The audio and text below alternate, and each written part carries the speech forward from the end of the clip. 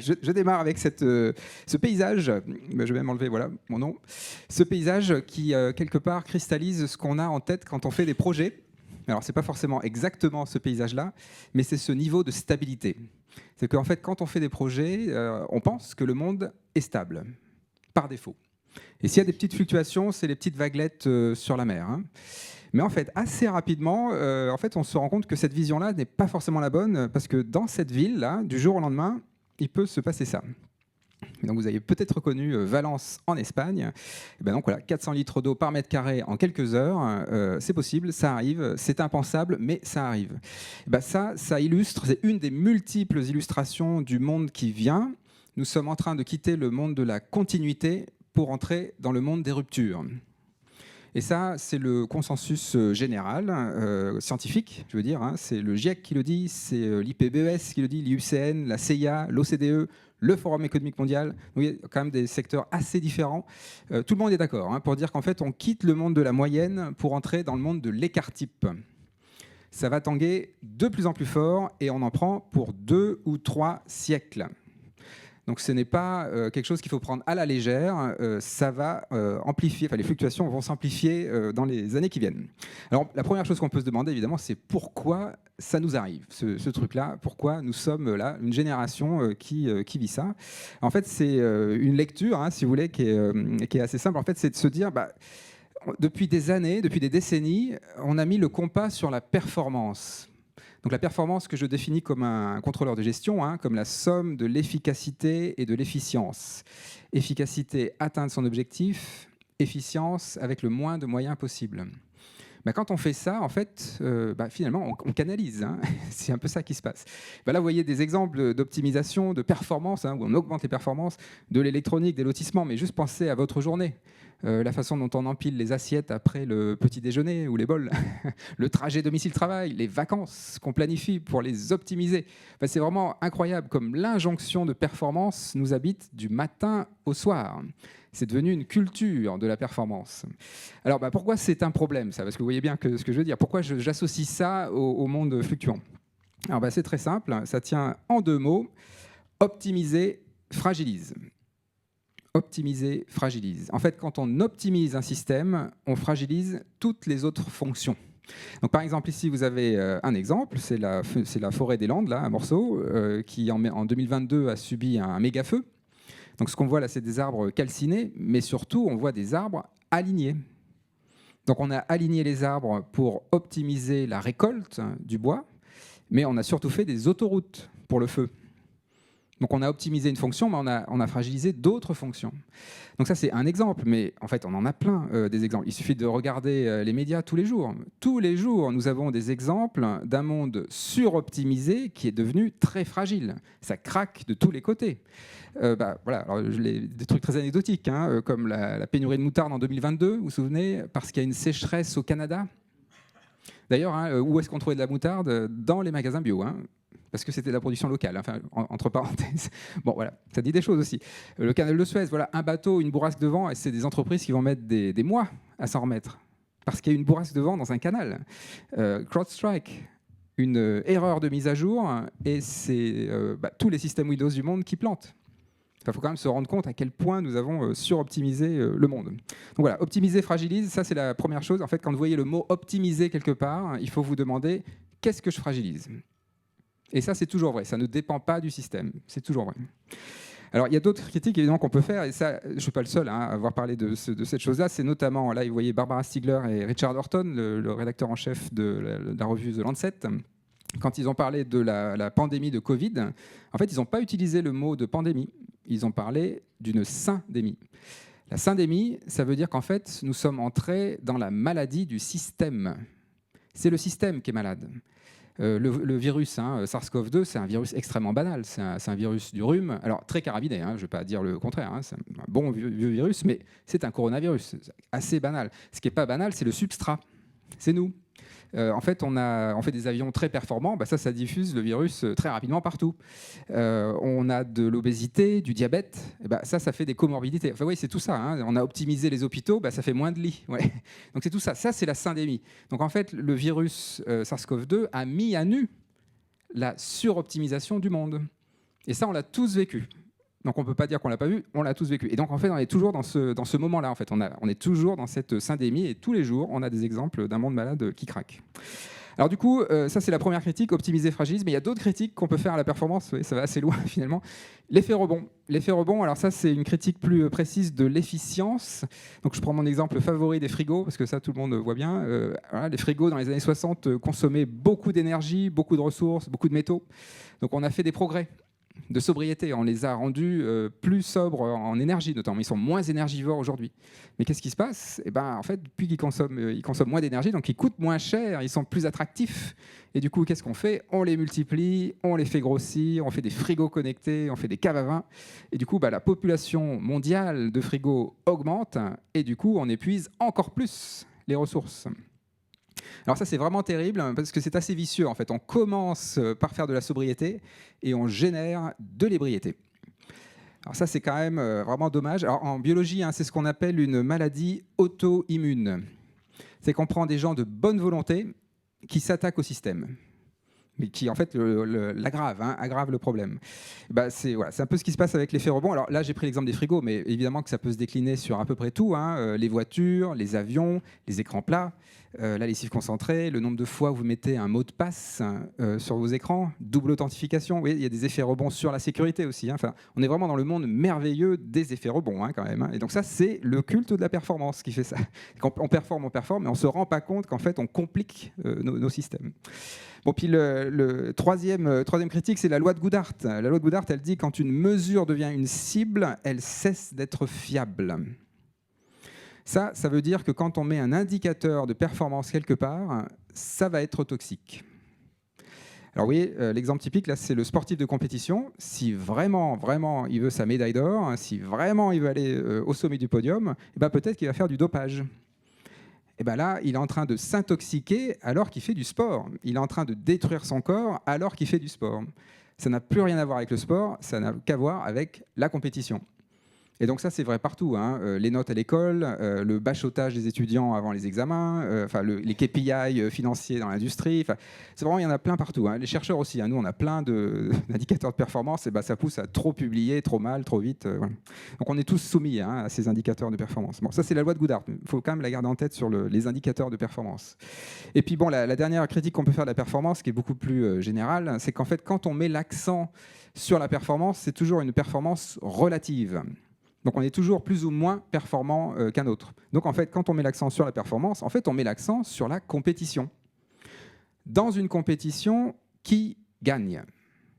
Alors c'est très simple. Dans une compétition, ce sont toujours les plus violents qui gagnent. Et ça, c'est toujours vrai. Ça ne dépend pas du système. Si je reprends mon sportif de compétition, il est violent avec son corps. Le pompier, par exemple, qui va au feu, quand il est performant, quand il va au feu, il est violent aussi avec son corps. Vous voyez que parfois, c'est utile d'être performant et d'être violent. Mais vous voyez qu'un pompier, ça ne dure pas... il ne reste pas au feu tout le temps. C'est transitoire. Ça ne dure pas, parce qu'après, ça devient vraiment dangereux. Donc du coup, voilà. Cette culture de la performance, le problème, c'est que ça devient une culture de la violence. Une culture de la violence contre les femmes, contre les plus défavorisés et contre les écosystèmes. Et c'est vraiment un choix en conscience que nous avons fait de mettre le compas sur la performance, et ça donne ça. En fait, ça donne un monde violent. Alors, sur les écosystèmes, c'est assez clair. Et donc, je pense que si vous êtes là, vous connaissez tous ces sujets-là, donc je n'ai pas besoin de vous faire un bilan socio-écologique de la planète, mais la planète, en gros, les écosystèmes sont essorés par notre performance. En fait, on est en train de faire l'expérience d'un burn-out planétaire. Ce sont les écosystèmes qui brûlent, littéralement. Donc il y a tous les sujets, là, crise climatique, effondrement de la biodiversité, pollution globale, on pourrait ajouter pénurie de ressources. Et donc là-dedans, en fait, il y a un mot qui sort, finalement, et donc là je reboucle avec ce que je vous disais au départ. Quand vous lisez les rapports sur la question socio-écologique, le premier mot qui vient, c'est fluctuant, c'est variable, imprévisible, impensable, c'est le monde VUCA, c'est le monde banni. Enfin, il y a tout un champ lexical de la variation qui dit ça. On va rentrer dans un monde de plus en plus fluctuant, qui est causé par notre suroptimisation, par le compas qu'on a mis sur la performance pendant des décennies. Alors juste, on arrive à un moment où en fait on se pose juste une question qui dépasse toutes les autres. Comment habiter le monde fluctuant ? C'est vraiment, il faut la prendre au sérieux, cette question-là, parce qu'on n'a pas déraillé suffisamment tôt du culte de la performance. On est encore sur les rails de la performance. Donc comment on fait pour habiter dans ce monde qui va être de plus en plus fluctuant et pour longtemps? Comment on fait? Alors, c'est une très grande question, mais en fait, la réponse, on l'a sous les yeux. C'est ça qui est assez fou. Il suffit juste d'ouvrir les fenêtres et de regarder autour de vous. Il y a des êtres vivants partout qui sont là depuis des millions d'années et qui ont été capables de vivre dans des fluctuations, dans des mondes fluctuants qui dépassent ce qu'on peut imaginer. S'ils sont encore là, c'est qu'ils ont été capables de dépasser ces fluctuations, de vivre avec ces fluctuations. Donc comment font-ils? Quels sont les secrets des êtres vivants qui leur permettent de vivre dans un monde fluctuant? Est-ce qu'il y a des leçons à apprendre? Alors la première chose, quand on regarde les êtres vivants, c'est très simple. Les êtres vivants, quand ils font face à des fluctuations fortes, à des pénuries chroniques de ressources, ils font de la coopération, de l'entraide. Alors ici, là, vous avez un exemple qui est bien pratique parce qu'à peu près tout le monde le connaît. Celui-là, c'est les fameuses symbioses racines-champignons. Donc les plantes font de la photosynthèse, donnent du sucre aux champignons, donc ça nourrit les champignons, et les champignons, en échange, absorbent de l'eau, des sels minéraux, même pour fabriquer même quelques vitamines, et tout ça, ça va nourrir la plante. Donc il y a un échange mutuellement bénéfique pour les deux parties. Et là, vous avez un schéma qui illustre un réseau d'interactions dans un sol forestier japonais. Vous voyez, les points rouges, ce sont des plantes, et les points jaunes et bleus, là, ce sont des espèces de champignons différents. Donc il faut vraiment voir qu'une plante interagit avec des tas d'espèces différentes. Pensez même à votre corps, c'est la même chose. Vous savez que nous sommes des écosystèmes ambulants. Nous trimballons entre 1,5 et 2 kg de bactéries tous les jours. Des espèces de bactéries différentes, il y a tout un écosystème là. Tout ça, ça nous apporte évidemment des tas de fonctions, des coopérations de notre corps. Alors ça, c'est la première chose. Donc on dit, voilà, ok, donc dans un monde fluctuant, il faut coopérer, il faut multiplier les interactions. Et en fait, quand on regarde la société, et notamment les collectifs de citoyens qui sont soumis à des fortes fluctuations, ça arrive déjà. C'est le moment où on voit apparaître beaucoup plus les modèles coopératifs, participatifs, les scopes, les cycles, les conventions citoyennes, les sciences citoyennes, les recherches participatives. Tout ça, c'est des modèles où en fait, on augmente les interactions, la diversité des interactions pour inventer de nouveaux modèles. On se serre les coudes dans les moments difficiles, on pourrait le dire comme ça. Bon, ça c'est plutôt joyeux finalement. C'est que le monde fluctuant va nous pousser à coopérer, mais il y a un mais. Il y a un mais dans cette coopération parce que parmi la galaxie de solutions de coopération, il y en a une qui a un peu dépassé toutes les autres, c'est la coopération numérique, la coopération digitale. Là, vous voyez une image, là c'est une carte des câbles sous-marins dans l'Asie du Sud-Est. Alors d'ailleurs, vous voyez à quel point il y a peu de câbles, donc comme cette infrastructure est fragile, de nouveau, optimisation en fragilité. Et surtout, en fait, c'est une forme de coopération qui est extrêmement performante. On peut avoir accès à toute l'information qu'on veut immédiatement. Ça, c'est par définition très performant, efficace, efficient. Et du coup, ce qui se passe, c'est que quand on hybride la coopération avec le culte de la performance, on obtient une forme de coopération qui écrase toutes les autres coopérations. Et donc, en fait, quand on a inventé, dans la deuxième moitié du XXe siècle, cette coopération numérique, en fait, on a surtout fait une forme de canalisation numérique. Aujourd'hui, il n'est pas rare de voir des enfants qui passent 12 heures par jour devant un écran. Là, on est très loin de la coopération. En fait, cette coopération très performante a canalisé la population. Vous savez, peut-être que vous connaissez ce chiffre, un enfant de 18 ans aujourd'hui, ou un jeune adulte de 18 ans aujourd'hui, par rapport à un jeune adulte du 19e siècle, il a gagné 400 000 heures de temps libre. 400 000 heures de temps libre, sur toute sa vie. Mais alors, si j'enlève le sommeil, le travail, les études, le temps pour manger, l'hygiène, tout ça, donc c'est vraiment 400 000 heures de temps libre, totalement libre. De ces 400 000 heures, il va en donner 330 000 à des écrans. Donc le temps qu'on a gagné grâce aux machines, on le rend aux machines. Donc là, on a quand même un problème. Oui, ça, c'est le monde de la performance qui nous canalise. Donc du coup, faut prendre la leçon du vivant un peu plus à la racine, si je puis dire. En fait, ce qui nous arrive, c'est qu'aujourd'hui, là, nous réalisons que nous sommes sur une autoroute. On va déjà très vite, depuis des décennies. Et puis les scientifiques nous disent, le brouillard se lève. Et qu'est-ce qu'on fait? On accélère. Alors, je sais pas vous, mais moi, sur une autoroute, quand le brouillard se lève, je n'accélère pas. En général, ce qu'on essaie de faire, c'est plutôt de ralentir. Et on ralentit pas pour le plaisir de ralentir. On ralentit pour voir son environnement, pour interagir avec son environnement, parce c'est plus imprévisible. Du coup, c'est ça que nous disent les êtres vivants. En fait, les êtres vivants, quand il y a une crise, ils augmentent les interactions, mais ils augmentent aussi les modes d'interaction. Il n'y a pas un mode d'interaction qui écrase tous les autres. En fait, ce qu'ils font, c'est qu'ils se réancrent dans leur territoire. Ou si je vous le dis différemment, quand on manque de temps, quand il y a urgence, quand c'est la crise, si on manque de temps, il nous reste les 3 dimensions de l'espace. Le temps, c'est la 4e dimension. Hein. Donc si on n'a plus de temps, il nous reste les 3 dimensions de l'espace. Donc ça veut dire se réinteragir avec son territoire, se réancrer dans son territoire. Et donc, il y a un exemple qu'on cite beaucoup dans le milieu écolo, c'est Pocheco, qui est bien pratique parce que c'est exactement ce qu'ils ont fait finalement. C'est une entreprise qui fait des enveloppes à Lille et qui a décidé, en utilisant son foncier, de se réancrer dans son territoire, mais littéralement dans son territoire, son périmètre, quoi. Donc, par exemple, là, ils utilisent des plantes pour dépolluer les effluents des machines et avec ça, ils ont évidemment beaucoup moins d'empreintes territoriales, écologiques sur le territoire, mais ça produit aussi de la biomasse, donc ça leur donne une forme de résistance face aux fluctuations énergétiques, etc. Enfin, c'est tout un modèle finalement. Mais ça, c'est de l'ancrage territorial.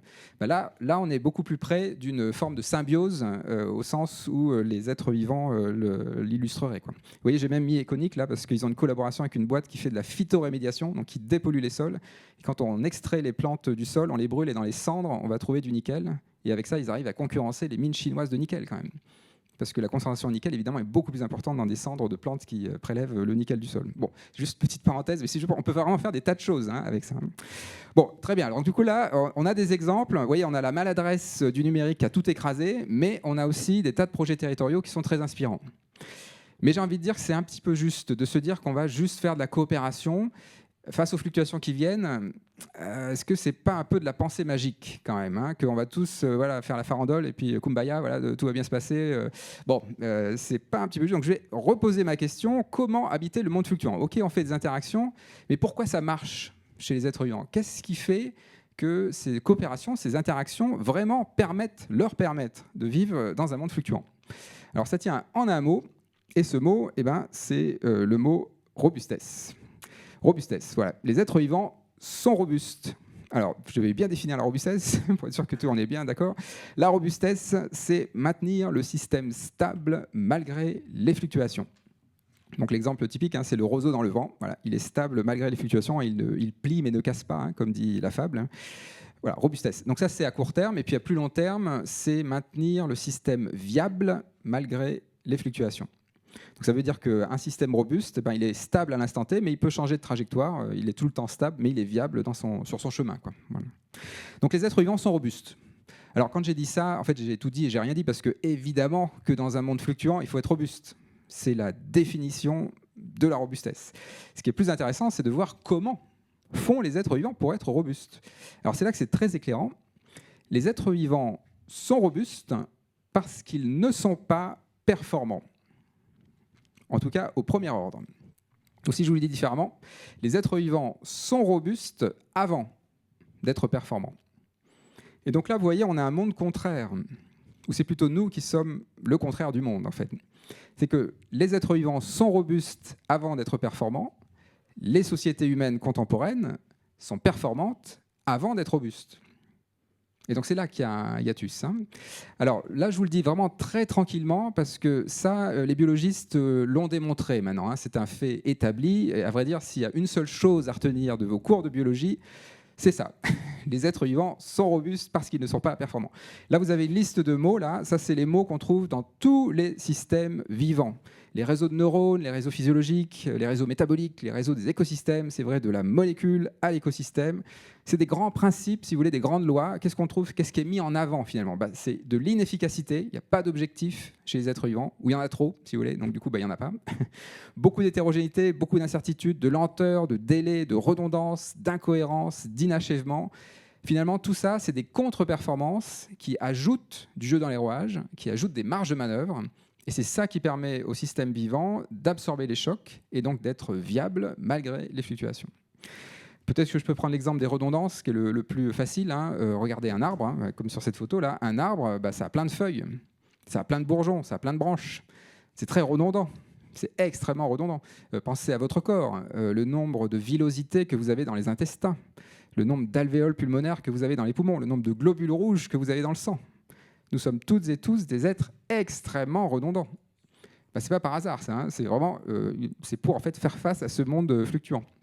Bon voilà, on pourrait en dire beaucoup. Alors je vais juste vous donner mon exemple favori que j'utilise tout le temps, mais qui est très pratique parce qu'on peut se l'approprier.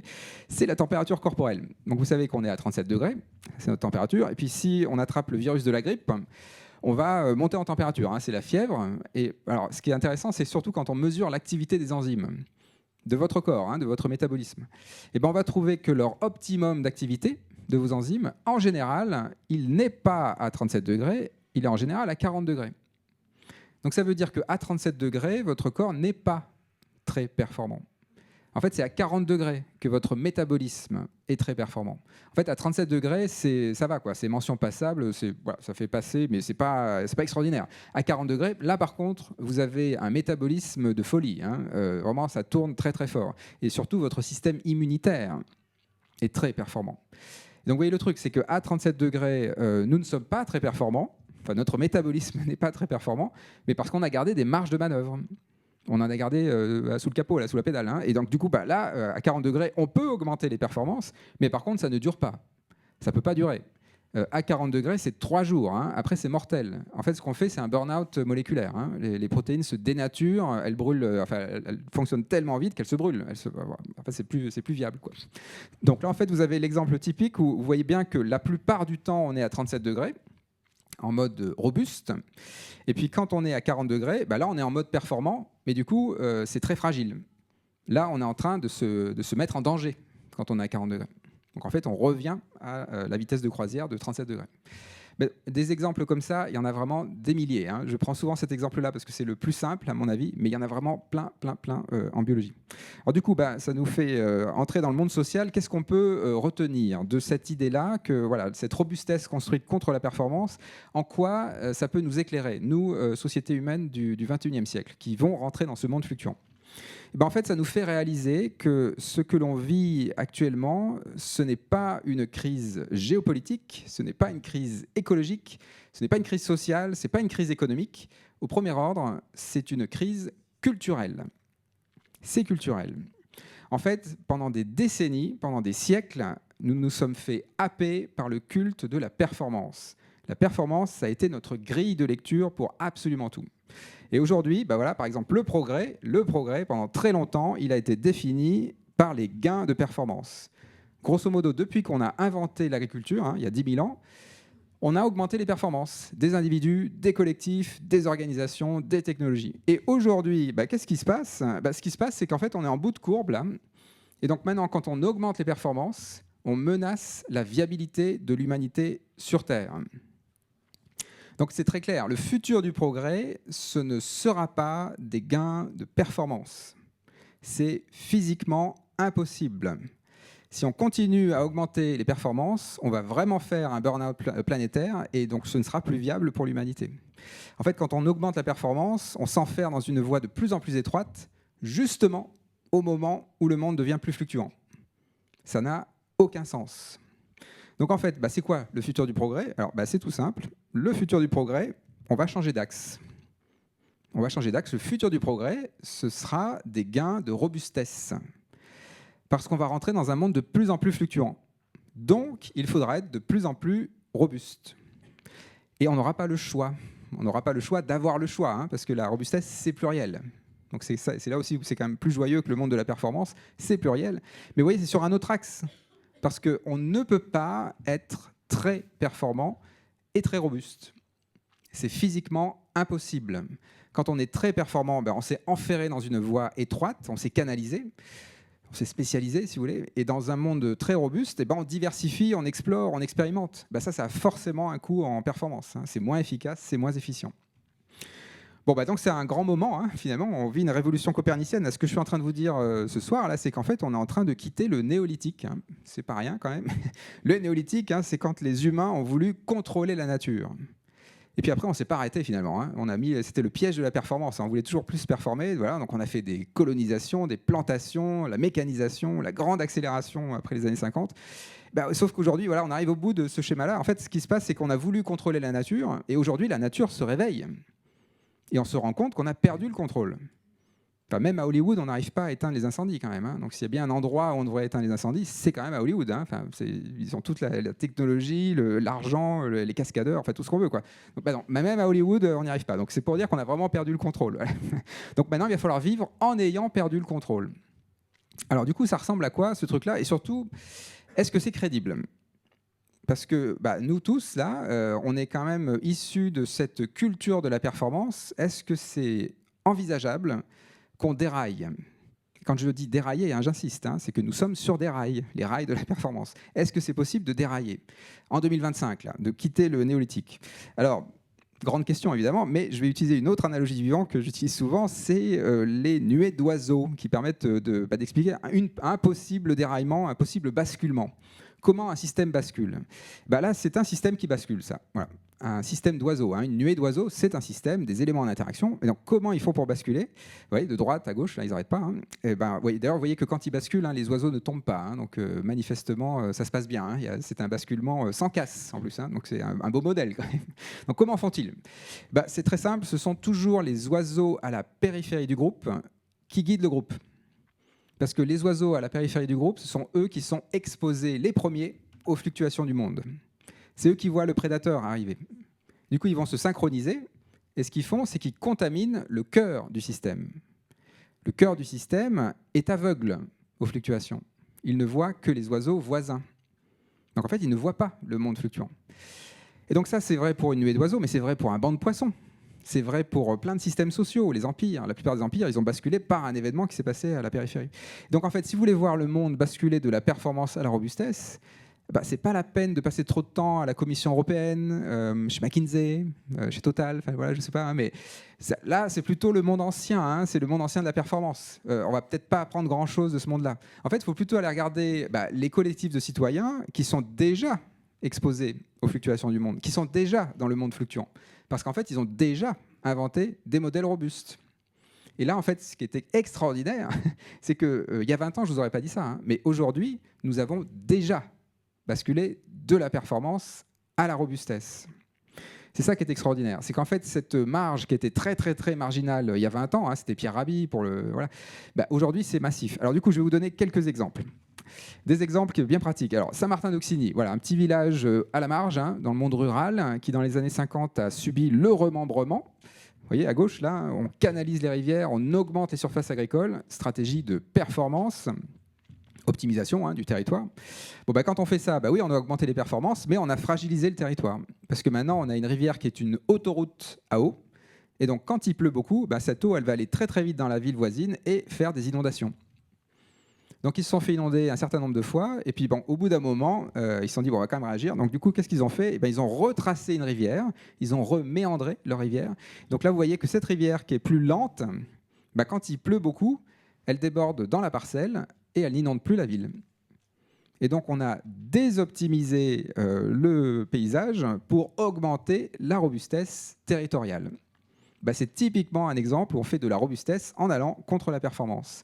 Et alors, ce qui me plaît bien dans cet exemple-là, c'est que là, on le voit avec des tractopelles. Maintenant, on pourrait le faire avec une entreprise à Valence, en France, qui utilise des techniques biomimétiques de type castor, en mettant des barrages aux bons endroits, hein, des barrages filtrants. Et ça permet de faire émerger une rivière comme ça avec des canaux. Donc en fait, vous voyez à quel point la robustesse, ça peut aller assez loin. Hein. C'est vraiment d'autres approches. Et ce qui me plaît encore plus, c'est qu'on en parle au journal de France 2 à 20h, en prime time. Donc ça veut dire que maintenant, voilà, la marge est en train de contaminer le cœur. Ça arrive sous nos yeux. Sous nos yeux. Alors, d'autres exemples. Just Dig It, voilà, c'est un exemple. Là, on est aux marges du désert. On est aux marges du désert. Comment on fait pour lutter contre la désertification? Une méthode, c'est la méthode des demi-lunes. Vous creusez des petites dunes, voilà, de 4 mètres d'envergure, 50 cm de haut. C'est tout simple. Hein. Vous avez un dénivelé. Il y a une petite altitude. Ça suffit à condenser l'eau atmosphérique. Donc, de condenser l'eau au pied de la dune. Et en quelques années, vous avez reverdi votre désert. Ben ça, c'est une initiative au marge qui est en train de se développer très fort et qui va permettre, en tout cas, qui lutte contre la désertification. Et donc, c'est aussi des initiatives au marge. Et vous voyez, en fait, ce qui me plaît beaucoup dans cet exemple-là, c'est que c'est aussi une autre façon de penser les choses. On ne cherche plus la solution clé en main. La solution clé en main, c'est la solution performante. Là, on cherche les conditions dans lesquelles les solutions émergent. Alors, c'est plus tortueux, c'est plus lent, c'est plus hétérogène, c'est plus imprévisible, donc c'est moins performant, mais c'est plus robuste. Parce que là, ça se maintient tout seul, ça. C'est très autonome, c'est robuste. Allez, un autre exemple. Là, je vous en donne quelques-uns, comme ça, juste pour alimenter la réflexion. Mais vous voyez, il y en a plein. Ça, c'est les mélanges variétaux en France, mélanges variétaux de blé. Donc, si vous voulez faire de l'agriculture performante, de l'agriculture intensive, vous voulez faire un maximum de rendement en blé, alors vous ne voulez pas faire ça. En fait, vous voulez faire mettre la meilleure variété de blé en espérant que le monde est stable. Et du coup, vous mettez la meilleure variété de blé qui sera adaptée aux conditions climatiques de cette variété de blé. Bon, dans un monde fluctuant, évidemment, ça va être de moins en moins viable. Donc, qu'est-ce qu'on fait ? Ce que font les paysans de plus en plus, c'est des mélanges variétaux. Donc, au lieu de semer la meilleure variété de blé, on va semer une vingtaine de variétés de blé en mélange. Un tiers qui est résistante à la sécheresse, un tiers qui est résistante aux inondations, un tiers qui est au milieu. Et donc, ce qui se passe, c'est qu'on n'aura pas le meilleur rendement. Mais par contre, on aura un rendement stable, malgré les fluctuations, robuste. Donc, là, vous avez les chiffres de l'INRAE maintenant. La surface de blé tendre en France dans les années 2010, c'était 5%, grosso modo. Vous voyez, en 2020, à Montpellier, dans l'Hérault, là, on est à 40%. Et ça ne va pas s'arrêter, ça. Avec les fluctuations, évidemment qu'on va aller de plus en plus vers ce modèle agroécologique, l'agroforesterie, les jardins créoles dans les Caraïbes. Enfin, tout ça, c'est basé sur de la biodiversité cultivée qui permet en fait de rendre les parcelles plus autonomes, plus robustes, malgré les fluctuations. Donc voilà, ça inverse un peu ce qu'on peut penser de l'agriculture. L'agriculture pendant très longtemps, en fait pas si longtemps que ça, c'est surtout après-guerre. Donc c'est quand même, on a en gros 80 ans d'agriculture intensive, vraiment intensive. On exploitait les écosystèmes pour augmenter la production. En fait, on évitait les fluctuations en mettant du pétrole, de l'irrigation, des engrais, des pesticides. Donc en fait, on évitait les fluctuations. C'était de l'agriculture extraterrestre. Bon, qui a fait le job, ça a bien nourri tout le monde, mais c'est juste que les externalités négatives sont tellement négatives que c'est plus viable. Donc du coup, dans un monde fluctuant, on inverse. Le paysan qui fait de l'agroécologie, il se demande d'abord comment la production peut nourrir les écosystèmes.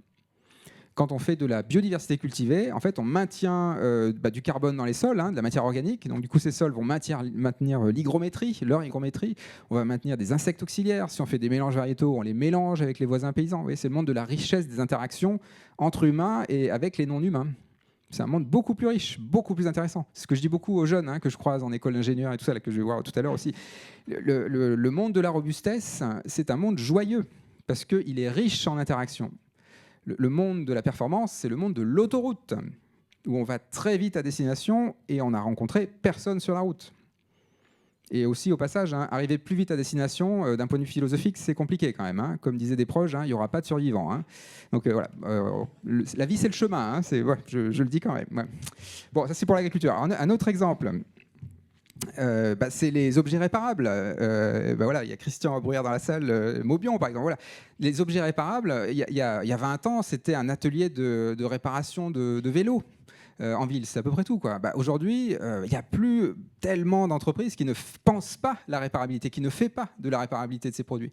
Mais plein de choses, des pulls, des jeans, de l'électronique agricole, des véhicules intermédiaires, plein de choses, ça, c'est très joyeux aussi. On bricole, Ça, c'est la réponse à l'obsolescence programmée aussi. Et puis, c'est très pragmatique.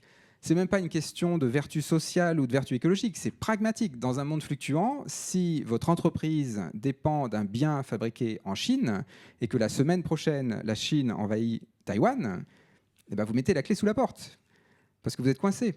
Alors que, sauf si vous avez développé la réparabilité locale. Là, vous allez pouvoir maintenir une activité. Bon, c'est juste des exemples. Les Repair Café, il y en a 400 en France. C'est vraiment viral. Alors, un autre exemple. Là, je vais prendre l'exemple des batteries. Vous savez, il y a un mot qu'on utilise beaucoup dans le monde du développement durable, c'est décarboner l'économie. Alors, est-ce qu'il faut vraiment décarboner l'économie ? En fait, quand on décarbone l'économie, très souvent, ce qu'on fait, et Aurore Stéphane le dirait mieux que moi, c'est qu'on remplace le pétrole par des métaux. du coup, on extrait autre chose, en fait. Donc, une batterie au lithium, il y a du lithium dedans, il y a du cobalt aussi. Bon, je ne sais pas si vous êtes au Congo, là, c'est quand même pas joli, l'extraction du Congo, enfin, du cobalt au Congo, d'un point de vue social, des droits humains, etc., c'est quand même un peu une catastrophe. Donc, du coup, la batterie au lithium, oui, alors, ça peut être utile, mais est-ce que c'est quelque chose qu'on peut généraliser ? À mon avis, c'est peut-être pas une très bonne idée. Donc du coup, est-ce qu'il faut vraiment décarboner l'économie ? Alors, il faut juste prendre un peu de recul. Ce qu'on veut, en fait, c'est émettre moins de CO2. Donc en fait, il faut plutôt décombustionner l'économie. Il faut arrêter de brûler du bois, du charbon, du pétrole, des biocarburants. Il faut réduire en tout cas le plus fortement possible les émissions de CO2. Donc ça, c'est de la décombustion. Il faut décombustionner l'économie. Mais par contre, il ne faut surtout pas décarboner l'économie. Il faut recarboner l'économie. C'est ça qui est dingue, c'est le contraire. C'est qu'en fait, l'atome de carbone, c'est l'atome magique de la vie. La vie est basée sur l'atome de carbone. C'est pas l'ennemi, le carbone, clairement pas. On est fait de carbone, quand même. Tout le carbone qui est dans notre corps, un jour, c'était une plante, quand même. Et avant, c'était du CO2, juste pour le dire. C'est ça, recarboner. Donc en fait, si on est sérieux sur l'économie circulaire, c'est une bioéconomie circulaire basée sur du carbone. Et donc ça veut dire qu'on va remplacer le pétrole et les métaux par des objets biosourcés, biodégradables. Bon, il y aura toujours des objets en métaux, mais ce sera beaucoup plus minoritaire. Donc là, vous avez un exemple, Linia, donc c'est une boîte en Suède qui fait des batteries à base de lignine du bois. Donc par exemple, vous prenez un morceau de bois, vous extrayez la cellulose pour faire du papier, et le déchet, c'est essentiellement de la lignine, et en général, aujourd'hui, on la brûle pour faire de l'énergie. Eux, ils ne la brûlent pas, ils font des films de lignine, et ça stocke l'électricité. Et donc là, ils ont inventé une batterie qui est biodégradable et produite localement. Alors par contre, elle est beaucoup moins performante qu'une batterie au lithium. Faut pas arriver non plus. Toujours pareil, compromis, performance, robustesse. Mais voilà, mais en tout cas, c'est un premier pas dans cette direction-là. Et donc on peut penser à plein d'autres choses. Stocker les données numériques dans l'ADN, les peintures biosourcées. Il y a vraiment toute une collection de solutions. On n'a pas tout encore, mais c'est ça qui va se passer au XXIe siècle. Notre seule ressource massive et renouvelable, c'est les plantes. 82% de la biomasse sur Terre, c'est des plantes. Donc c'est là que ça se joue. C'est là notre ressource. Si on veut vraiment faire de la circularité, c'est là que ça se joue. Donc recarboner l'économie. Donc vous voyez, on change quand même. On change de vision quelque part. Alors du coup, ça change aussi évidemment ce que c'est qu'un ingénieur. Voilà, ça inverse la fonction d'un ingénieur. Donc un ingénieur dans le monde de la performance, c'était quelqu'un qui faisait des incréments de performance via des délégations techniques distantes. Le mot ingénieur, il est intéressant historiquement. Le mot ingénieur, c'est un mot de la fin du Moyen-Âge, c'est celui qui fait des engins de guerre. Performance, violence, ça marche à tous les coups. Donc du coup, les ingénieurs du futur, ce seront des ingénieurs de la paix. C'est des ingénieurs en fait, à qui on va demander de faire des solutions robustes. Donc solution robuste, c'est quoi ? C'est faire un plan A, un plan B, un plan C, un plan D. On ne va surtout pas leur demander de faire la solution la plus performante. Il faut plutôt plusieurs solutions robustes. Et en plus, on veut qu'il y ait autonomie technique des citoyens. Donc il faut que les citoyens soient capables de réparer, d'adapter, de faire évoluer la technologie dans leur territoire. Il ne faut pas que ça dépende d'un microprocesseur fabriqué à Taïwan. Ce serait bien trop fragile. Donc ça, c'est le monde de la robustesse. Et vous voyez aussi que les ingénieurs, en fait, du monde de la robustesse ne sont pas technophobes. Au contraire, ils sont très technophiles. C'est le monde de la performance qui est technophobe. C'est ça qui est complètement paradoxal, parce que dans le monde de la performance, quand on fait des technologies très performantes, elles écrasent les technologies plus anciennes. Et ça, c'est technophobe. Et en plus, on éloigne les citoyens de la technologie à chaque fois. Dans cette salle, personne n'est capable de réparer son smartphone. Ça, c'est un exemple typique de technophobie. Alors que là, dans le monde de la robustesse, quand il y a des nouvelles technologies, si elles sont robustes, on adore. Mais ce n'est pas pour ça qu'on arrête les technologies plus anciennes. On va faire de l'impression 3D pour rendre les objets réparables, mais on va continuer à faire des maisons en terre crue. Aucun problème. Et en plus, on veut que les citoyens réparent. Donc on a vraiment ces technophiles. Ok, alors un petit dernier exemple sur la coopération. Du coup, je reboucle avec mon histoire de coopération, qui était un peu le premier principe du vivant. Comment on articule coopération et robustesse ? Tout simplement en définissant bien ce que c'est que la coopération. Une coopération performante, il y a un nom pour ça, ça s'appelle la collaboration. La collaboration, c'est quand chacun avance sur son projet individuel et on espère que la somme des succès individuels fait un succès collectif. C'est le gagnant-gagnant où il y a toujours quelqu'un qui perd. Et c'est souvent les écosystèmes qui perdent là-dedans. Donc c'est un peu une forme de compétition qui ne dit pas son nom. Alors ça, c'est la coopération performante, donc c'est une collaboration, ce n'est pas de la coopération. La coopération, c'est quand on va contre sa performance individuelle pour nourrir la robustesse du groupe. Ça, c'est la coopération. Et donc c'est pour ça que là, on comprend mieux pourquoi ça marche chez les êtres vivants, la coopération. Il faut nourrir la robustesse du groupe en allant contre sa performance individuelle. Bon, mon schéma vaut ce qu'il vaut, c'est un petit peu cryptique, mais j'espère que vous voyez quand même. Ok, donc voilà, on arrive finalement à un point d'équilibre. Un point d'équilibre, donc nous, les sociétés humaines, jusqu'à présent, on a plutôt mis du poids sur la performance. On a pensé qu'on allait résoudre nos problèmes avec plus de performance. Et puis, quand il y avait une crise, on se posait la question de la robustesse. Bon, maintenant qu'on rentre dans l'ère de la permacrise, de la polycrise, il faut faire de la robustesse tout le temps et de temps en temps autoriser la performance. Donc c'est comme la fièvre, 37 degrés et puis de temps en temps à 40 degrés. Si vous voulez un exemple dans le monde social, c'est le pompier que je citais tout à l'heure. Un pompier, quand il est au feu, il fait de la performance. Il ne fait pas une approche participative pour savoir qui va au feu. On y va, quoi. Mais par contre, le reste du temps, il dort, il attend qu'on le sonne, il s'entraîne. Ça, c'est de la robustesse. Ouais. Et en fait, le pompier, il passe un quart d'heure au feu, pas plus, quoi. Ok. Alors, quelle boîte à outils? Parce que avec ma nuée d'oiseaux, là, je pourrais quand même un peu donner l'impression que c'est inéluctable, cette bascule de la performance à la robustesse. Et c'est vrai, c'est inéluctable. Le monde fluctuant va faire le ménage. Ce seront les robustes qui vont rester. Vraiment très clairement comme pour l'évolution biologique. Le problème, c'est que si on laisse faire les fluctuations, il y aura beaucoup de casse. Et à vrai dire, il y a déjà beaucoup de casse. Et là, le moment qu'on vit actuellement, là, avec Poutine, Trump, tout ça, c'est l'exemple typique des ultra-performants qui se crispent, qui se rigidifient, parce qu'ils sont dans les cordes. C'est le chant du cygne de la performance, donc ils résistent très fort. Mais comment on fait pour basculer plus vite, finalement? C'est ça, comment on fait pour aller faire ce basculement avec le moins de casse possible? Donc c'est là où ça devient un sujet politique, au sens noble du terme. Comment on fait pour basculer vers plus de robustesse en faisant le moins de casse possible? Donc du coup, ça peut demander une boîte à outils. Alors, je ne vais pas vous faire une prescription, ce serait bien trop performant, évidemment, mais quelques clés de réflexion, parce que c'est évidemment très hétérogène, ça dépend des secteurs, ça dépend des entreprises, du timing, etc. Enfin, ça dépend de plein de choses. Mais quand même, quelques clés. Alors, la première clé, c'est qu'on va un peu remettre en cause les indicateurs de performance. Bon, j'ai déjà fait un petit peu avec la loi de Goodhart. Quand une mesure devient une cible, elle cesse d'être fiable. Donc les indicateurs de performance, en fait, quand on réfléchit bien, le mot indicateur fait l'hypothèse du monde stable. Un indicateur, ça n'a de sens que si demain est comme aujourd'hui. D'ailleurs, quand on fait les indicateurs de performance, très souvent, en fin d'année, on regarde son tableur Excel, on regarde ce qu'on a fait l'année d'avant, et on se dit que ça va être pareil l'année d'après. Donc c'est vraiment l'hypothèse du monde stable. Pourtant, avec le Covid, on a bien compris que ça ne marchait plus, ce truc-là. Bon, du coup, alors, ça, c'est un outil statique adapté à un monde stable. Dans un monde instable, il faut des outils dynamiques. Donc un outil dynamique, c'est le stress test, le test de robustesse. Donc c'est tout simple, un stress test, vous pouvez le faire dans vos entreprises, un peu quand vous voulez, mais c'est tout simple, vous prenez votre modèle économique et vous faites fluctuer un des paramètres au hasard. Donc par exemple, l'année prochaine, le pétrole est 30% plus cher. Qu'est-ce que ça change à mon activité? L'année prochaine, il y a un virus planétaire, informatique, qui éteint Internet. Ça nous pend au nez, ça va arriver. Enfin, quand on voit les problèmes de cybersécurité, ça va arriver. Qu'est-ce que ça change à mes activités? L'année prochaine, j'ai une méga inondation dans mon territoire. Qu'est-ce que ça change à mes activités? Voilà. On peut en faire plein comme ça. J'ai tout un jeu de cartes. Et donc, en fait, vous pouvez faire votre propre jeu de cartes. Mais il se trouve que la métropole de Lyon a édité un jeu qui s'appelle Tumult, que vous pouvez télécharger. Il est disponible en ligne. Et c'est un stress test à destination des entreprises. Alors oui, non seulement ça existe, mais le fait que ça existe et que ce soit édité par une ville, ça dit beaucoup de choses quand même. Ça dit quand même qu'on rentre vraiment dans le monde fluctuant. Là. On change de monde, vraiment. Voilà, le stress test. Donc ça permet de rentrer dans le monde fluctuant. L'autre chose, c'est qu'une fois qu'on s'est acculturé au monde fluctuant, on va se rendre compte que tous les mots du dictionnaire, ou presque, ont été qualifiés dans le monde stable. L'histoire, ça a 5000 ans. Donc l'écriture, 5000 ans.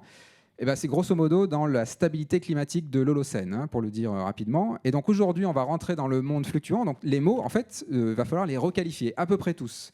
Alors voilà quelques-uns là. Rentabilité. La rentabilité, on a souvent pensé, ou en fait dans les écoles de commerce, on va vous dire que la rentabilité d'une entreprise est corrélée à sa performance. C'est vrai, mais seulement si le monde est stable et abondant en ressources. Dans un monde instable et en pénurie chronique de ressources, la rentabilité d'une entreprise est d'abord corrélée à sa robustesse.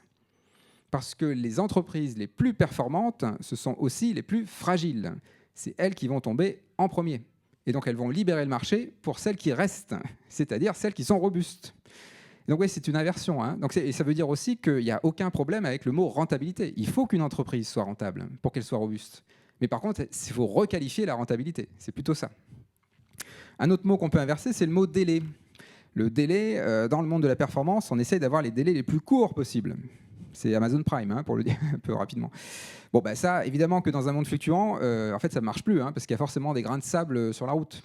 Donc on ne cherche pas à avoir les délais les plus courts possibles, on essaye d'avoir les délais les plus fiables possibles. Et donc forcément qui sont plus longs. Mais la longueur du délai, c'est plus tellement le problème. C'est la fiabilité du délai qui est la plus importante. Oui, en fait, et ça apaise tout le monde. Hein. Quand on a mis l'accent sur la fiabilité du délai, d'un seul coup, toute la chaîne de valeur, hein, du client au fournisseur, on vit mieux hein, quand même, hein, plutôt que d'être dans cette course au délai le plus court possible. Un autre mot, je ne vais pas vous faire tout le dictionnaire, hein, mais un autre mot, simplification. Simplification, on en parle beaucoup hein, ces temps-ci, simplification administrative. La simplification, en fait, dans le monde de la performance, hein, et c'est ce que fait Elon Musk, on se fait piéger par une erreur finalement. On confond simplification et optimisation.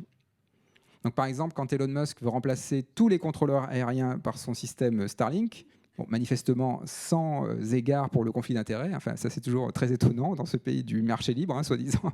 Bon, voilà, donc ça en fait c'est de l'optimisation. C'est de l'optimisation. Alors quand on optimise, qu'est-ce qui se passe? À court terme, ça marche. C'est plus performant, donc c'est très satisfaisant. Sauf qu'en fait, quand on a optimisé, on a mis plein de béquilles non déclarées, notamment des béquilles numériques, des béquilles satellitaires.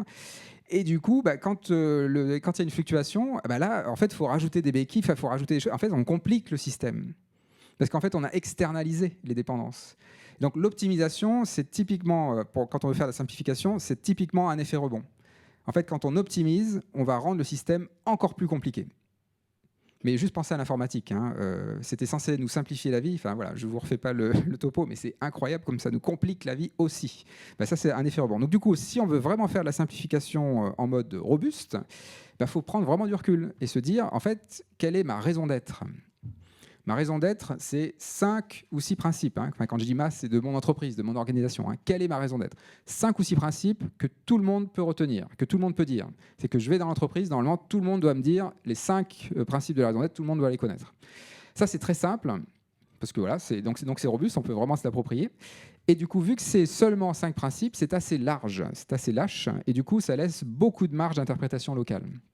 Et ça, c'est de la robustesse parce que ce n'est pas très performant, ce n'est pas très contrôlant. Quoi. Voilà, il y a de la subsidiarité dans ce modèle-là. Du coup, ça ne veut pas dire qu'on oublie le règlement intérieur, qu'on oublie la CSRD, tout ça. Non, c'est juste que c'est secondaire.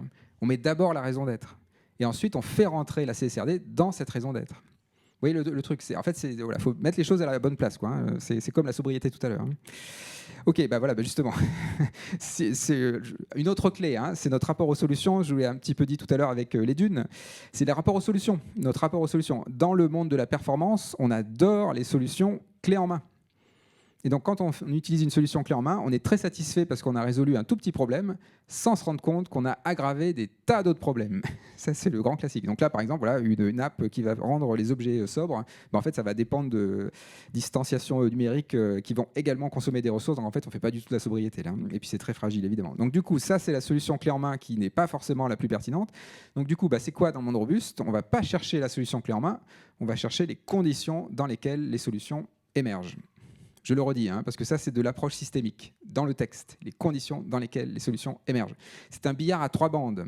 Ça veut dire qu'on va travailler le contexte, on va travailler le terreau. Et là, ça peut pousser dans ce terreau-là. Donc là, vous avez un magnifique fer à repasser réparable. Vous voyez qu'il n'est pas sobre, il est plus lourd, il y a des gros boulons, tout ça. Donc, ce n'est pas sobre à la fabrication.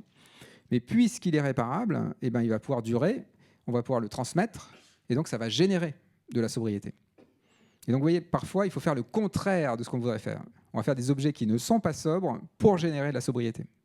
Donc ça vous permet de voir en fait que la sobriété, c'est un très bel objectif, mais ce n'est pas nécessairement une bonne stratégie. Parfois, il faut faire autre chose. Vous voyez, la robustesse, il faut commencer par la robustesse. En fait, je peux vous le dire comme ça. Quand on commence par la robustesse, non seulement ça peut générer de la sobriété, mais en plus, ça répond à une pulsion humaine profonde, qui est celle de durer et de transmettre. Tout le monde répond à ça. La sobriété, il n'y a pas grand monde qui répond. La nécessité de réduire, compliqué, quoi. Il faudrait, mais sauf que ça ne marche pas pour tout le monde. Là, en fait, vous commencez par la robustesse, vous allez générer de la sobriété. Bon, pensée systémique. Il faut que j'avance un peu. Sur l'éducation. L'éducation, évidemment, on est dans un moment culturel, une bascule culturelle incroyable, copernicienne. On est en train de changer de monde. Basculer de la performance à la robustesse. Donc ça veut dire que si c'est un moment culturel, l'éducation va être cruciale. L'éducation nationale, pour le dire un peu rapidement, historique, c'est plutôt une école de la compétition, où on veut former de la chair à canon, des capitaines d'industrie. Enfin, c'est que au service de la compétition, grosso modo. D'ailleurs, le format d'une classe, c'est un peu comme là je suis. C'est-à-dire que voilà, je prêche et vous êtes en ligne. Voilà, ça, c'est un rapport descendant. Donc, en fait, ça ne marche pas, ça. Donc, en fait, dans le monde de la coopération, en fait, on est beaucoup plus dans des petits groupes, en cercle. Et en fait, la position du professeur, la posture du professeur change. C'est plus quelqu'un qui apporte des réponses, mais c'est plutôt quelqu'un qui apporte des questions. Et ce sont les élèves, ensemble, qui vont chercher les réponses, de façon collégiale. Et donc ça, c'est les approches de pédagogie active, de classe inversée, c'est les écoles Freinet, Montessori, enfin il y en a plein, il y a toute une galaxie. Stromberg en Finlande. La Finlande a un très bel exemple, parce qu'ils font ça depuis des années. Ça marche très bien en Finlande. Donc en fait, on devrait quand même s'inspirer de modèles qui marchent, en plus qui existent depuis les années 70, la Finlande. Ils font ça, c'est quand même incroyable. Bon, voilà, donc ça, les écoles de la coopération, ça va vraiment être fondamental. Parce qu'en fait, quand on passera dans ces écoles-là, on ne va pas seulement apprendre des savoirs, et en plus qu'on retiendra bien mieux. Parce que quand on trouve soi-même, quand on découvre soi-même avec ses camarades, ça reste pour la vie, ça. Alors que quand ça vient d'en haut, ça passe, mais ça disparaît, quoi, quand même. Donc du coup, voilà. Et aussi, donc non seulement la robustesse des savoirs, mais aussi on va faire des coopérateurs. En fait, c'est des écoles où on apprend à apprendre avec les autres. On n'apprend plus à dépasser les autres, on apprend à se dépasser grâce aux autres. Ça, c'est la robustesse. Et donc, en fait, vous voyez que dans ces écoles-là, en fait, on va apprendre à parler à des gens qui ont d'autres traditions, d'autres cultures. On va apprendre à résoudre des conflits. On aura besoin de ces soft skills, si vous voulez, dans le monde qui vient, pour faire de la coopération. Donc, toujours pareil, aller contre sa performance individuelle pour nourrir la robustesse du groupe. Bon, alors, l'agroforesterie, il ne faut pas trop que parce que sinon je vais parler pendant 2 heures et je n'aurai plus de temps pour les questions. Des autres symboles de ce qui va se passer dans le monde qui vient. Aujourd'hui, quand vous allez prenez le TGV, vous regardez les champs autour de vous, c'est beaucoup des monocultures. En tout cas, il n'y a pas beaucoup d'arbres, pas beaucoup de haies. Vous avez vu. Dans le monde qui vient, il y aura beaucoup plus d'arbres. Le modèle agricole qui va l'emporter, ce sera l'agroforesterie. C'est avec des arbres plantés sur les cultures. Et ça, c'est du pragmatisme très simple. C'est quand vous mettez des arbres au-dessus des cultures, en fait, vous protégez les cultures des intempéries, de la grêle, etc. Vous maintenez l'hygrométrie. Quand vous avez des arbres, sous les arbres, forcément, vous avez des haies. Vous avez plein de plantes qui vont avoir des tas de microbiomes dans leur sol qui vont aider les plantes à résister aux sécheresses et aux pathogènes. Ça, c'est démontré scientifiquement. Il n'y a plus de questions là-dessus. Donc, ça veut dire que notre paysage va beaucoup changer. En fait, nous, alors il ne faut pas que j'éditorialise trop, mais en Europe, en fait, on a copié le modèle agricole du croissant fertile il y a des milliers d'années. Mais le croissant fertile, le modèle agricole du croissant fertile, c'est une savane.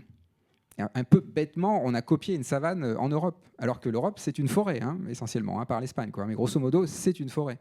Donc l'agroforesterie, on va enfin se reconnecter à l'habitat naturel de l'Europe. Vous voyez à quel point ça va changer, le monde va changer.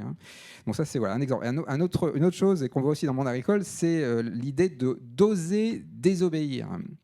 Et quand je dis désobéir, c'est désobéir au catéchisme performant.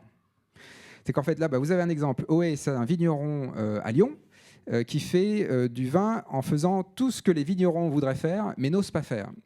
Parce que ça va contre l'injonction de performance. Et donc, du coup, il fait des bouteilles consignées. Ça a été le premier à faire des bouteilles consignées. Bien sûr qu'il y a des mauvaises herbes entre les allées, mais ça, on en fait depuis longtemps. D'ailleurs, les mauvaises herbes, c'est aussi quelque chose qu'il faut inverser. Dans le monde robuste, on appelle ça des plantes pionnières. Voilà. Bon, ça, c'est Oé. En fait, ce que j'aime beaucoup dans Oé, c'est qu'ils font tout ça, mais en plus, ils font un livre blanc qui est accessible à tous les autres vignerons. Ils partagent en transparence. Ça, voilà, c'est très joyeux quand même. Un autre exemple, c'est les paysans artisans qui arrivent à trouver, donc ça c'est à Namur, ils font de l'agroécologie, mais pas radicale. C'est-à-dire que parfois, il faut laisser déroger à la règle pour faire quand même suffisamment de volume. Vous voyez, c'est un équilibre à trouver entre performance et robustesse. La radicalité, c'est toujours de la performance. Donc forcément, voilà, c'est un nouvel équilibre à trouver. Donc oser désobéir, y compris des deux côtés, quoi. Voilà. Une autre clé, il faut que j'arrête avec ma liste, une autre clé, c'est de dire que la robustesse n'est pas à la carte. Dans une chaîne de valeur, le maillon faible, c'est le maillon performant. Du client au fournisseur, le maillon faible, c'est le maillon performant. Là, je vous donne un exemple. Là, vous imaginez une entreprise qui serait au service de la robustesse du territoire. Donc, ça serait l'anneau vert. Hein. Mais en interne, ce serait une entreprise, parce que les enjeux sont tellement importants, qui fonctionnerait de façon dictatoriale, qui serait dans le pouvoir, dans la performance. Ben là, c'est des gens qui vont travailler 100 heures par semaine, qui vont se cramer, qui vont se brûler, burn-out en interne. Et donc là, ils ne sont plus au service de la robustesse du territoire. Donc en fait, si on veut faire de la robustesse, il faut que ce soit de la robustesse en interne et en externe. C'est un système de poupée russe, si vous voulez. La première robustesse, c'est la robustesse de votre corps. Votre santé, c'est votre écologie intime. Elle doit être robuste. Si vous êtes robuste dans votre corps, vous allez être au service de la robustesse de votre famille, de vos proches. Cette robustesse familiale va être au service de la robustesse du collectif, qui va être au service de la robustesse de l'organisation, au service de la robustesse du territoire, au service de la robustesse des autres territoires. Oui, c'est très transversal comme ça. Mais encore une fois, hein, c'est le maillon faible, c'est le maillon performant. Hein. Donc n'hésitez pas à virer vos clients performants. C'est ce que je vous dis, hein, finalement, hein, en creux. Parce qu'ils vont vous contaminer. Ils vont vous pousser aux accidents du travail, hein, aux problèmes écologiques, aux problèmes de public relation. Hein, voilà. Ça demande un peu de courage, mais ça vaut le coup dans le monde fluctuant. Bon, j'ai presque terminé. Ici, là, une pyramide. Ça, c'est la pyramide qu'on a en tête quand on fait des projets dans le monde de la performance. Donc, en fait, on pense que tout projet doit avoir une solide fondation économique. Et s'il y a une solide fondation économique, alors le reste suit. Hein. Il y a du lien social et on s'occupe de l'environnement. Bon, ça, c'est de la pensée magique. Hein. C'est la pensée magique parce que la fondation, c'est l'économie, c'est une abstraction mathématique. Hein. Alors, je ne sais pas vous, mais moi, je ne construirais pas une pyramide sur une abstraction mathématique. Hein. Enfin, Aurélien Barraud n'est pas là, mais je suis sûr qu'il dirait à peu près pareil. Hein. C'est astrophysicien, on peut lui faire confiance. Donc, du coup, pourquoi ça marche, cette pyramide, aujourd'hui ? Parce qu'en fait, sous l'économie, on a une autre brique qui n'est pas déclarée, et qui est une grosse brique avec des ressources abondantes et pas chères. Du pétrole, des métaux, des ressources humaines, des Deliveroo, enfin tout ce que vous voulez, quoi. Et bien là, ça marche, d'un point de vue un peu cynique. Hein. C'est-à-dire que le rôle de l'économie, c'est de gérer l'abondance des ressources. En biologie, hein, c'est ce qu'on appelle un parasite. C'est ce que font les parasites, c'est gérer l'abondance des ressources. Donc ça marche tant que les ressources sont abondantes et tant qu'il n'y a pas d'externalité négative. Quand ça commence, on rentre dans les pénuries chroniques de ressources et qu'il commence à y avoir des conséquences sur l'environnement et le reste, le social, en fait, on inverse la pyramide. Donc tout projet dans le monde de la robustesse, dans le monde fluctuant, en pénurie chronique de ressources, tout projet doit d'abord avoir une fondation dans le soin au milieu naturel. Si on prend soin des milieux naturels, alors ça crée du lien social. S'il y a du lien social, alors ça crée des modèles économiques. Et donc l'économie n'est plus la contrainte d'entrée, c'est le produit de sortie. Et c'est sa place. Il faut que l'économie soit dans le social. L'inverse, il faut quand même réfléchir, l'inverse, c'est mettre la société dans l'économie. C'est faire rentrer la société dans un modèle mathématique. C'est forcément dogmatique. Là, c'est beaucoup plus intéressant finalement. Et c'est beaucoup plus pluriel aussi. Ça veut dire qu'on a droit à avoir plusieurs modèles économiques. Et vous voyez, j'ai mis deux phrases là. Deux phrases qui illustrent un peu mon propos du jour. Dans les années 80, c'est là où on se posait la question de l'impact de nos activités sur l'environnement, dans une posture très descendante, comme si on allait pouvoir contrôler l'environnement, encore comme dans le néolithique. Donc là, il faut changer de logiciel là aussi. Hein. Donc on ne se pose plus la question de l'impact de nos activités sur l'environnement, en tout cas pas d'abord. On se pose d'abord la question de l'impact de l'environnement sur nos activités. Le monde fluctuant, il est là et il est là pour rester. Et donc, il va falloir ajuster nos activités à ce niveau de fluctuation. Et donc ça, c'est l'entreprise robuste, hein, l'entreprise à visée robuste, évidemment. OK, alors, avant-dernière, le décideur dans le monde de la performance, le monde stable, abondant en ressources, c'est plutôt un meneur qui va dire « je veux et je sais comment faire ». Posture napoléonienne. Bon, après, à vrai dire, ça marche. Enfin, faut toujours pareil. Hein, dans un monde abondant en ressources, c'est pas très grave, parce que le risque avec ça, hein, c'est que le décideur se trompe. Hein. Voilà, je veux, parce qu'il part tout seul. Là, hein. Donc du coup, s'il se trompe, c'est pas très grave dans un monde stable, abondant en ressources, parce qu'il y a plein de ressources ailleurs. Donc on peut dérailler, hein, finalement, tout va bien. Dans un monde instable, en pénurie chronique de ressources, alors le décideur change de posture, et le décideur, ça devient un facilitateur, une facilitatrice, qui dit j'ai envie et je ne sais pas comment faire. C'est le contraire. En fait, quand on dit « j'ai envie », on crée du « nous ». Quand on dit « je veux », on exclut tout le monde. Là, en fait, on inclut tout le monde. Et quand on dit « je ne sais pas comment faire », ce qu'on met sur la table, c'est le manque de solutions. Quand on met le manque de solutions, là, on peut fédérer, on peut mobiliser un collectif. Et ça, c'est robuste. Parce que même si le décideur n'est plus là, ce collectif va continuer à travailler. Et donc, ça va continuer à se propager, à se déployer, même si le décideur n'est plus là. Donc ça, c'est robuste, y compris à la fluctuation du décideur.